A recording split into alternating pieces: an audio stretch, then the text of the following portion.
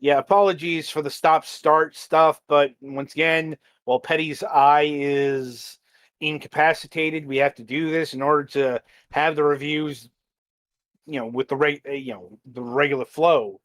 The reviews from a couple of weeks ago, they're still in limbo. They are at least downloaded. They are safe.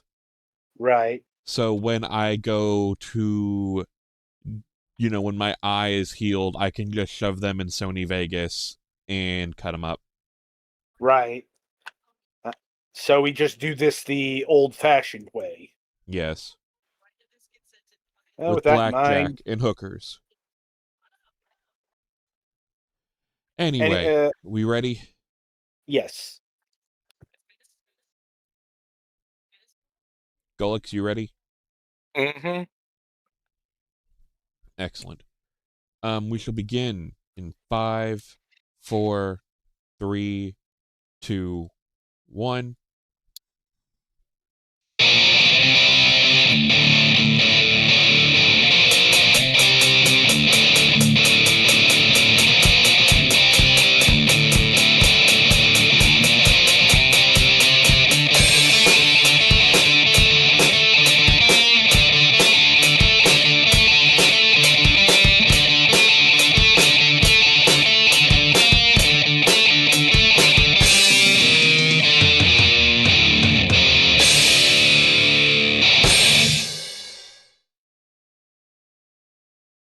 All right, welcome to the second review of the evening.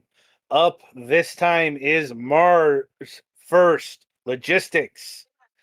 Build physically simulated rovers to transport awkwardly shaped cargo across the rugged terrain of Mars. Earn funds, unlock new parts, and use your ingenuity to help the Martians establish a new home. Playable solo or online co-op. I will mention we only got one code, so no online co-op was tested. I keep having to bring it up, but if game developers and publishers want us to actually try out multiplayer components, you have to give us multiple codes. You know, because that means there's an actual guarantee that we'll have the game. Well, and also we kind of have to have another co-host, preferably with, working eyes. Right. Um, but that's an incredibly specific thing. I'm talking about in general. You know. Anyway, so No, this the game Steam was Remote Play not work like ass, but yeah. This is more sophisticated than Remote Play Forever for whatever that's worth. Um, but anyway, so putting multiplayer aside, the single game was assigned to Golux for review. So over to him for the details. So, you guys, of your childhood toys, did any of you have much experience with, I had to look this up, Fisher-Price Constructs? not that I recall. No, Constructs were the ones that had the basic unit was a cube with, like, what Lego calls studs on all sides, and then you connected those to, like, shafts and stuff to form things. I'm And like my mind is drawing up Kinects and robotics. Kinects was... Huh? Kinects and what? Robotics with an X. Robotics might be...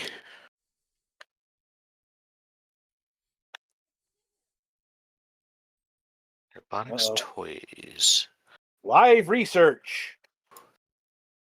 Robotics looks to also be very much in the same... I don't think it's literally the same as Constructs, but robotics is also very similar to what this is doing. Right. Certainly. But the reason it asks is because the basic building block you're working with here is one of those nodes. Hmm. So what you do is you start out with a very basic 6-wheel roller. And your job, it is a logistics thing. Once you get used to the controls, you are given jobs to bring things from place A to place B over the extremely rough terrain of Mars.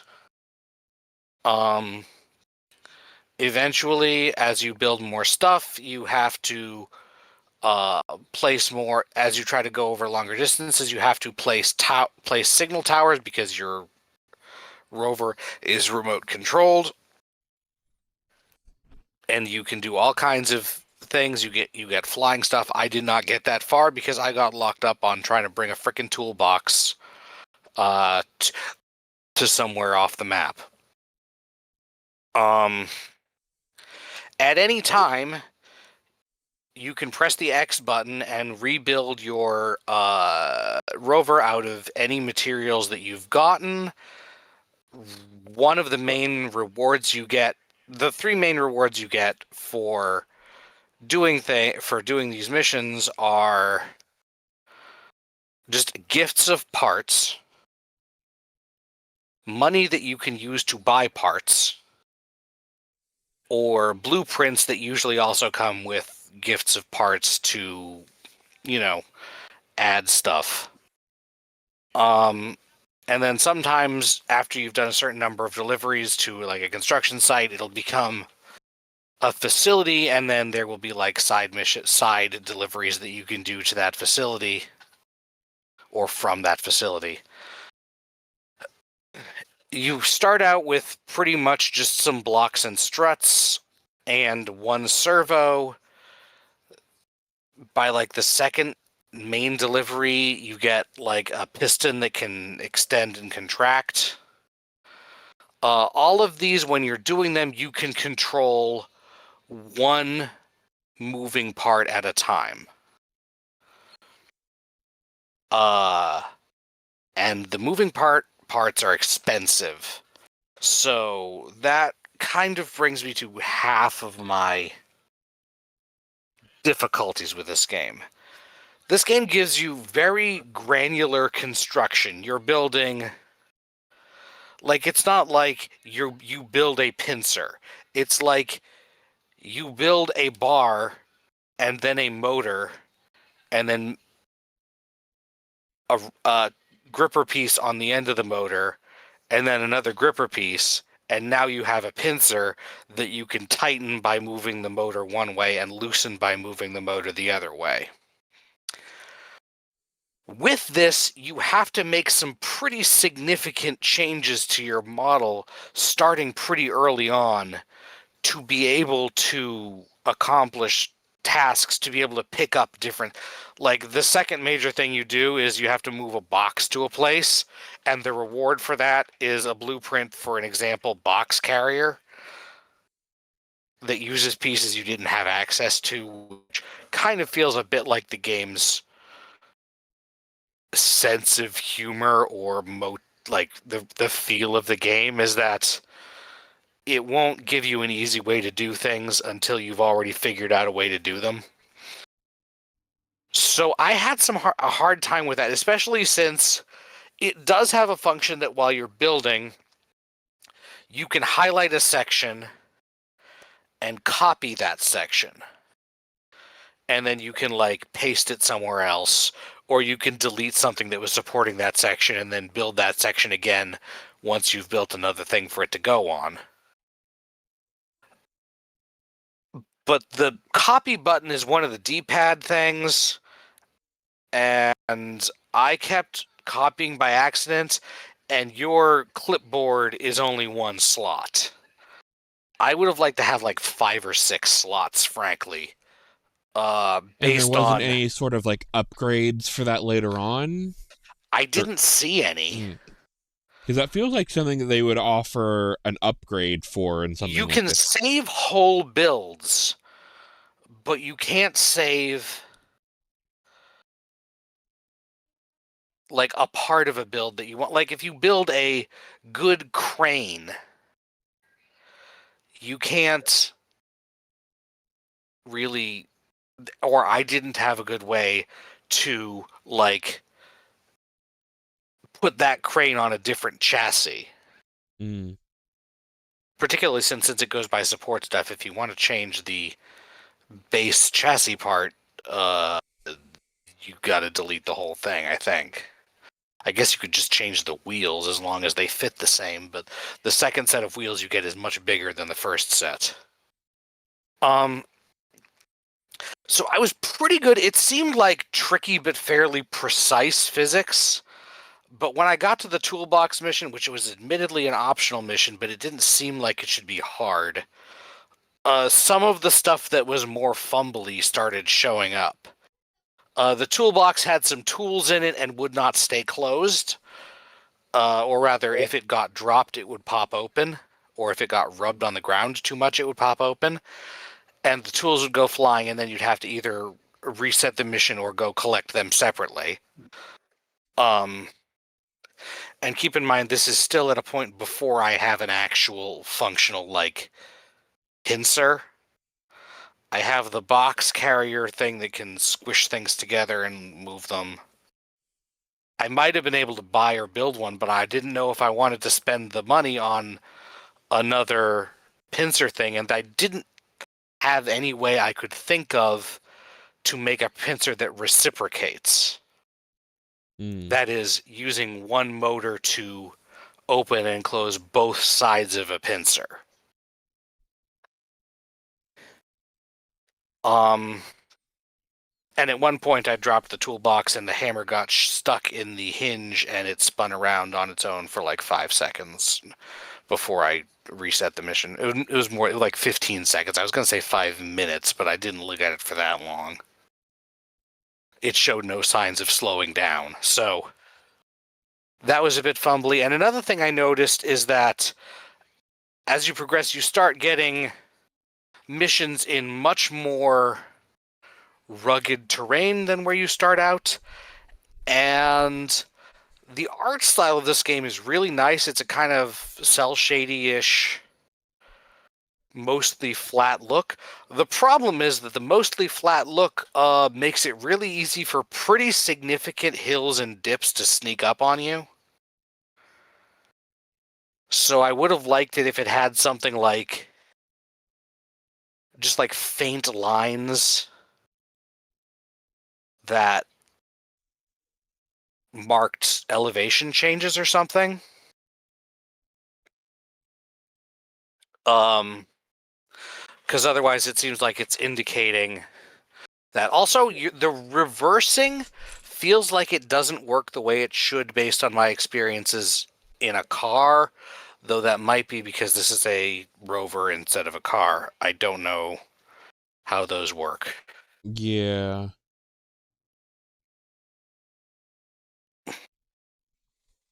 So, I imagine yeah, they'd probably control it more like an RC car than it would like a car, if that makes probably sense. a bit. I don't have a lot of experience with those either. Yeah. But yeah, so ultimately, I do think that this is a good game, but it is not the game for me. You need to be able to see a big picture and construct it starting from small steps without much assistance. And that's not something I'm good at. However, if you are good at it, you would probably enjoy this quite a bit. The music, once you get going on a job, and you know what you're doing, it's pretty quiet a lot of the time. But once you get going at a decent speed, the music kicks in and it's pretty enjoyable. The aesthetic is cute. It does look pretty children's construction toys. And I might be better at it if I had it like physical manipulables for it, but obviously we're not at the point where you can do that yet. Uh-huh. Also, right when you're starting up the game, you get significant options that essentially amount to turn creative mode on or off. Like unlocking all the parts, making parts free. I think there's one for unlocking all blueprints, which I could have used, but again, I was trying to approach it from the intended play experience angle. The only one of them that's turned on to start with is rockets consume fuel. So if you turn that off, presumably once you get rockets, you can have infinite free flight, which is pretty cool. I'm not sure how helpful that would be for a lot of deliveries, though, because you're probably going to have to fly pretty carefully.